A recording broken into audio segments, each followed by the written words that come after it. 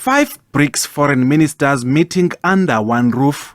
They are preparing for the upcoming BRICS Summit in Johannesburg.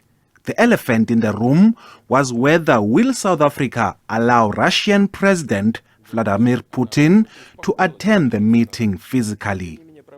The South African government is currently looking at what the various legal options are with respect to this matter. And I have indicated that it is something I believe the President would be the best person to speak about once they have reached a conclusion. And outside the meeting venue, a handful of Ukraine supporters staged a protest calling for an end to the war and denouncing Putin. Russian Foreign Minister Sergei Lavrov did not broach the Putin subject. Safe to say, BRICS wants a new world order.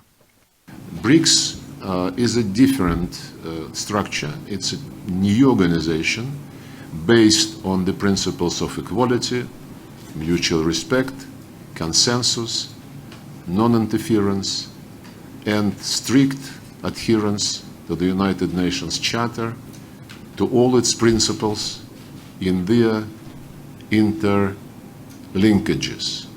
It is not for BRICS, to pick and choose something which you like in the Charter for this particular situation and then to do the opposite for another situation. The new BRICS Bank will also be strengthened. We will also explore opportunities for de-risking our BRICS institutions in the current financial landscape and look to bring fairness to global financial systems toward a world with less poverty, less inequality, and more focus on development. Economic recovery, global peace, development, economic and political reform in multilateral institutions will also come under the spotlight. I believe the enlargement of the BRICS will be beneficial to the BRICS countries, beneficial to developing countries, and to increase the representation influence of this mechanism, and also to garner bigger power of the BRICS to serve the interests of developing countries and emerging market economies, as well as the international development cause. Brazil is also fully committed to strengthening our engagement with BRICS, which is an indispensable mechanism for building a multipolar world order that reflects the voices and needs of developing countries.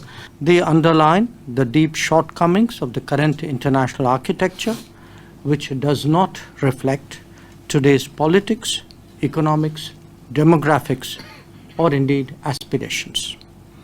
For 2 decades, we have heard calls for reform of multilateral institutions, only to be continuously disappointed.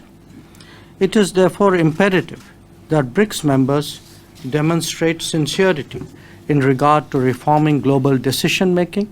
There's been emphasis at this BRICS meeting that a few countries cannot make decisions on behalf of many people around the globe.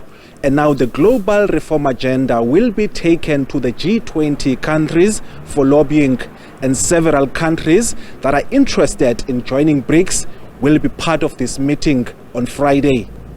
Ulelani Philip, SABC News, Cape Town.